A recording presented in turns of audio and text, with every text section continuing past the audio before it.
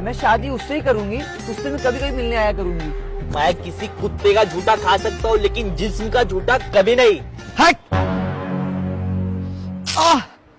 ये ले पकड़ मेरे झाट के बाल, ये मेरी निशानी रखना तेरे पास। ठीक है, मैं जाती हूँ।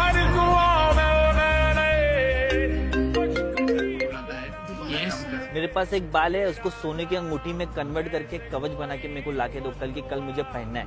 ठीक है, बन जाएगा। ठीक है, मैं तुम्हारी इधर डिलीवरी करवा रहा हूँ। Okay okay okay.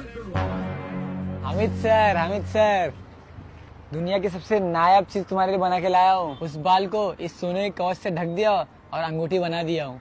पूरी दुनिया में कहीं नहीं मिलेगा, पूरी वन पीस है। दूर जाओगे जो तुम, मर जाएंगे तुम।